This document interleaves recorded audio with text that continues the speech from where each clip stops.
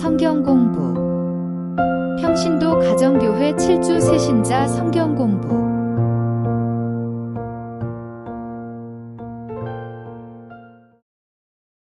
만남의 축복을 받자. 인간이 이 땅에 태어나 만나는 수많은 만남은 우리 인생에 큰 영향을 미칩니다. 지식의 상태, 환경의 상태, 그리고 인간관계의 상태가 누구를 만나느냐에 따라 결정되기 때문입니다. 잠언 16장 9절. 사람이 마음으로 자기의 길을 계획할지라도 그의 걸음을 인도하시는 이는 여호와시니라. 우리가 만나는 모든 만남은 사실 하나님의 뜻 아래에 허락된 것임을 여길 때 우리는 더욱 그 만남을 소중하게 생각하고 노력하며 고난을 감당할 수 있게 됩니다. 나의 생각에 의한 만남이라고 여길 때 우리는 상대방을 원망하고 하나님을 원망하는 인생이 될 수밖에 없습니다. 오늘 우리 인생에서 만나게 되는 중요한 만남을 7가지로 얘기해 볼까 합니다. 첫 번째 만남, 부모님. 여러분은 부모님과의 만남에 성공하셨나요? 어떤 분은 부모님의 경제적 지원을 받았지만 그러지 못했기에 상처를 받기도 합니다. 또 어떤 분은 이혼한 부모로 인한 상처로 원망하거나 힘든 적도 있지요. 부모님이 조금 더 지원을 해주었더라면 유학이나 대학원 등, 또는 이혼을 하지 말았더라면 하고 말이죠. 우리가 태어나서 처음으로 만나는 존재. 우리는 자라면서 부모님의 가치관, 세계관, 결혼관, 철학, 언어 습관 등 모든 부분을 담게 됩니다. 그래서 자녀들이 결혼을 해도 자신의 부모님과 똑같은 모습으로 살게 됩니다. 하지만 모든 인간은 죄인이기 때문에 우리에게 가장 큰 영향을 끼치는 부모님도 완전하지 못합니다. 인간의 사랑은 완전하지 못하기 때문에 우리는 부모님을 탓하고 부모님과의 만남을 허락하신 하나님을 원망해서도 안 됩니다. 그럼 어떻게 부모님을 대해야 할까요? 에베소서 6장 1절에서 3절. 자녀들아 주 안에서 너희 부모에게 순종하라. 이것이 옳으니라. 내 아버지와 어머니를 공경하라. 이것은 약속이 있는 첫 계명이니 이로써 내가 잘되고 땅에서 장수하리라. 10계명을 보면 제1계명은 내 부모를 공경하는 것입니다. 성경은 부모를 공경하는 자에게 장수의 축복과 재물의 축복을 약속하십니다. 부모님과의 관계는 하나님과의 관계 다음으로 우리가 풀어야 할 숙제입니다. 하나님은 부모를 통해 우리에게 축복의 강줄기가 흘러가도록 만드셨습니다. 우리 속에 다시 태어나도 나는 내 부모님의 자녀가 되겠다라는 마음을 회복시켜 봅시다. 두 번째 만남, 형제. 부모들이 자녀를 여러 낳는 가장 큰 이유는 부모가 죽어도 자녀들끼리 서로 의지하고 도우며 살기를 바라기 때문입니다. 하지만 오늘날에는 형제간에 왕래하지 않는 가정들이 많습니다. 교회를 다니면서도 이것이 잘못되었다고 여기지 않는 사람들도 있습니다. 형제간의 재산 상속 분쟁과 법적 소송 등 안타까운 사건들이 빈번히 일어나는데 형제관계의 깨짐과 분열은 결국 돈의 문제로 일어납니다. 성경에서도 형제간의 연합이 이루어지지 못하는 사건들이 등장합니다.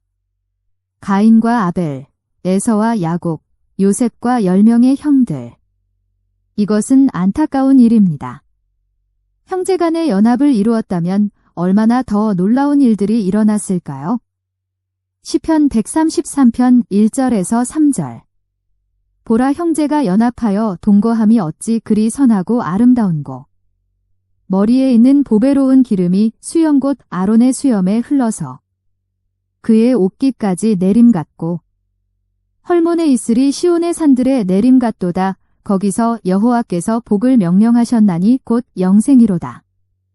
여러분은 형제와의 만남에 성공하셨나요? 어떤 분의 사연을 얘기해 보겠습니다.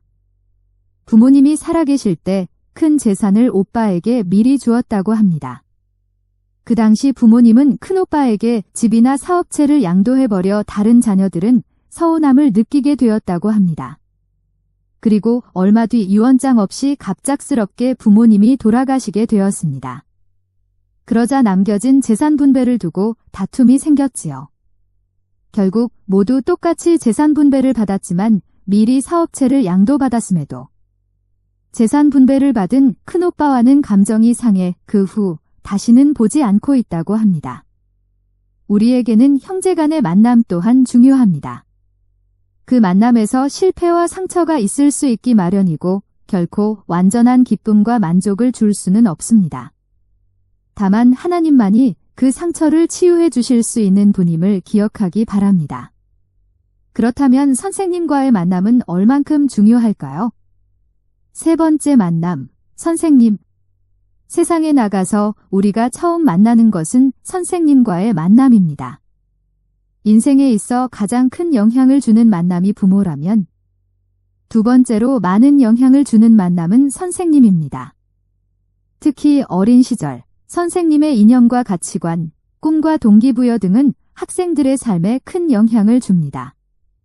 아직까지 가치 기준이 성립되기 전에 아이들은 선생님의 가르침을 무조건적으로 흡수하게 되는데 왜곡된 가치관과 삶의 철학, 그리고 잘못된 사상과 이념을 가진 선생님들이 존재한다는 것은 참으로 안타까운 현실입니다. 가장 기억에 남는 스승이 있으신가요? 어느 기사에 나온 피아니스트의 스승의 얘기를 할까 합니다. 그분이 피아니스트가 될 수 있었던 가장 큰 이유는 바로 좋은 선생님을 만났기 때문이라고 합니다. 야고보서 3장 1절. 이는 너희 믿음의 시련이 인내를 만들어내는 줄 너희가 알미라. 어느 피아니스트는 어릴 적 피아노 레슨 선생님이 계셨는데 대기집에서 걸어서 5분도 채 되지 않는 거리였다고 합니다. 처음에 그것은 큰 문제라고 생각했었습니다. 왜냐하면 어느 날 집에서 혼자 연습을 하고 있었는데 갑자기 밖에서 빨라지고 있잖아 라는 고함이 들리곤 했었으니까요. 혼비백산하여 창밖을 보면 선생님께서 자신의 연습 소리를 듣고 계셨던 것이었습니다. 당시에는 연습실이라는 장소가 없던 때이고 요즘처럼 방음에 유의할 필요가 없었기 때문에 전력을 다해 건반을 치던 연습 소리는 항상 동네에 울려 퍼지고 있었다고 합니다. 물론 선생님 댁과 가까우니 편한 점도 많았다고 합니다. 레슨은 항상 저녁 시간 이후로 잡혔고 레슨이 2시간을 훌쩍 넘는 일은 당연했습니다. 레슨이 끝난 다음에는 선생님과의 대화가 이어졌는데 이야기꽃을 피우고 있노라면 밖에서 통금을 알리는 사이렌이 울렸고 얼른 뛰어서 집에 돌아오곤 했었습니다. 그러면서 조금씩 생각이 변하기 시작했습니다. 레슨보다 레슨 후 나눈 대화의 시간을 통해 음악적 가치관에 조금씩 눈을 뜨기 시작했고 음악 외적인 면에도 관심을 갖기 시작했으니까요. 그 어떤 학생이 이런 특권을 누렸을까요?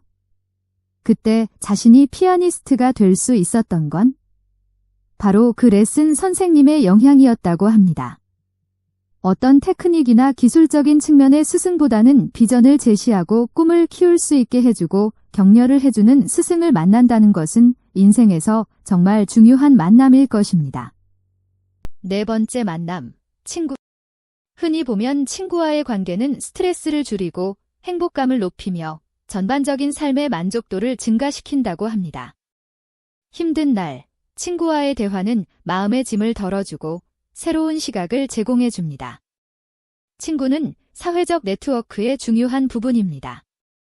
친구를 통해 새로운 사람들을 만나고 다양한 경험을 공유할 수 있으니까요. 이러한 사회적 연결은 우리의 삶을 더욱 풍부하게 만들어줍니다. 친구는 우리를 성장하게 만드는 중요한 요소입니다. 그들은 때로는 우리의 단점을 지적하고 개선할 점을 알려주기도 합니다. 사람들은 친구란 자신이 결정하는 만남이라고 흔히들 생각합니다.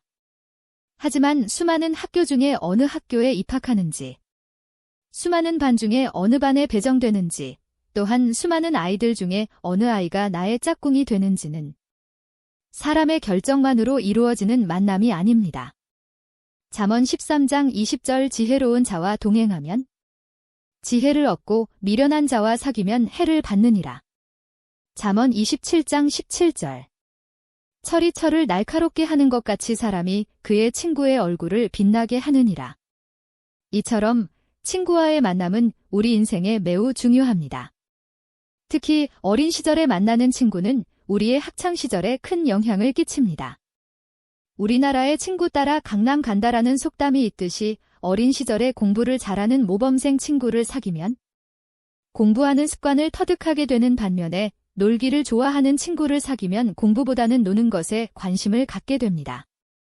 사회생활에서도 동료들의 도움을 받아 성공할 수도 있고 혹은 동료들에게 사기를 당해 큰 실패를 겪을 수도 있습니다. 결혼을 한다는 것은 남은 평생을 이 배우자와 함께 하겠다는 약속입니다. 따라서 배우자와의 만남은 너무나도 중요합니다. 좋은 배우자를 만남으로 결혼 전 아무리 밑바닥 인생을 살았을지라도 인생 전체에 성공을 거두게 됩니다. 그것이 바로 평강공주를 만나 바보에서 장군이 된 온달의 이야기입니다. 반면에 결혼 전에 아무리 많은 것을 이루었다 할지라도 배우자와의 만남에 실패하는 사람은 실패의 인생을 살게 됩니다. 따라서 단순한 이성적인 감정 혹은 개인의 판단만으로 배우자를 선택해서는 안 됩니다. 대한민국의 이혼율은 OECD 아시아 국가 중 독보적인 1위입니다. 이혼을 왜 하는 것일까요? 배우자와의 만남에 실패했다고 판단하기 때문입니다. 일반적으로 보면 배우자는 성품이 선하고 저와 잘 맞는 사람, 혹은 싸울 때 지혜롭게 싸우고 잘 풀 수 있는 사람이 좋은 배우자라고 합니다. 또는 사회적으로 인정받는 것도 좋겠지만 그것을 떠나서 자신의 가정을 잘 먹여 살릴 수 있는 능력을 갖춘 사람이라고도 합니다. 그러나 완벽한 배우자를 만나기란 거의 불가능합니다. 살아가면서 늘 문제는 일어나고 서로 부딪히는 경우가 많을 것입니다. 그러나 한 가치관 같은 목표인 예수님을 바라보며 나아가는 부분은 훨씬 그 간극이 적지 않을까 생각해 봅니다. 6번째 만남, 목자. 마태복음 15장 14절. 그냥 두라 그들은 맹인이 되어 맹인을 인도하는 자로다. 만일 맹인이 맹인을 인도하면 둘이 다 구덩이에 빠지리라 하시니. 부모, 형제, 선생님, 친구, 배우자와의 만남은 한 사람의 인생에 있어 중요한 만남들입니다. 하지만 아무리 성공했다 할지라도 이 만남은 세상에서의 만남으로 끝나게 됩니다. 그러나 목자와의 만남은 조금 다릅니다. 목자와의 만남을 통해 믿음의 성장과 삶의 변화가 일어나기 때문입니다. 이 세상뿐만 아니라 영원한 세상까지 영향을 끼치는 만남이 바로 목자와의 만남입니다. 어떤 목자를 만나느냐에 따라 지옥과 천국이 결정된다고 해도 과언이 아닙니다. 목자와의 만남은 이 땅의 삶뿐만 아니라 영원한 삶이 결정되는 중요한 문제입니다. 이 땅에는 수많은 잘못된 종교와 이단 종파들이 존재합니다. 잘못된 목자를 만나는 성도들은 그것이 참 진리라고 믿고 죽도록 충성하지만 결국은 지옥을 벗어나지 못합니다. 반면에 영적으로 깨어있는 목자를 만나는 성도들은 성령 충만을 받고 삶의 변화가 일어나고 영생의 바른 길을 걸어가는 인생의 최고의 축복을 누립니다. 7번째 만남. 지금까지의 모든 만남은 우리의 삶에 큰 영향을 미치지만 그 중에 가장 중요한 만남은 예수님과의 만남입니다. 예를 들어 아무리 나를 사랑한다고 해도 부모님의 사랑은 완전할 수 없습니다.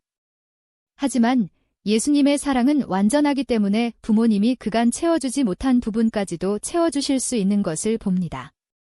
또한 선생님이 잘못된 가르침과 사상을 우리에게 가르칠 때가 있습니다. 하지만 예수님을 만나면 예수님은 모든 잘못된 가르침을 올바른 가르침으로 바꿔주시고 깨닫게 해주십니다. 심지어 왜곡된 역사와 사상도 올바르게 깨달을 수 있는 지혜도 주십니다. 동양 철학에는 인연 혹은 분명이라는 말이 있습니다. 교회를 다니지 않는 세상 사람들도 이 같은 말을 자주 사용합니다. 하지만 그들이 말하는 분명에는 절대적인 인격체가 존재하지 않습니다. 그들은 자신의 뜻과 상관없이 흘러가는 천지를 바라보면서도 존재의 원인을 궁금해하지도 않고 생각하지도 않습니다. 하지만 기독교인들은 분명이 아닌 하나님의 절대 주권을 가리켜 믿습니다. 하나님의 절대 주권은 무엇이 다를까? 하나님의 주권은 절대적인 인격체가 존재하고 그 인격체가 모든 것을 계획하며 그 계획에 따라 모든 것을 섭리하고 통치하고 계심을 말합니다. 따라서 예수님과의 만남도 우연의 일치와 사람의 의지가 아니라 하나님의 철저한 계획으로 이루어진 만남임을 말하고 있습니다. 앞에서의 6가지 만남을 보면 모든 사람은 성공과 실패의 비율과 크기가 다름을 알 수 있습니다. 하지만 예수님과의 만남은 실패한 이전의 만남을 완전히 회복시킬 수 있는 놀라운 능력이 있습니다. 인생을 살면서 사람들은 끝없는 만남과 헤어짐을 가지며 때로는 실패와 아픔, 좌절과 절망을 경험하게 됩니다. 항상 좋은 만남만 있는 것이 아니기 때문에 이 세상의 모든 사람은 자기만의 상처와 아픔을 지니며 살아갑니다.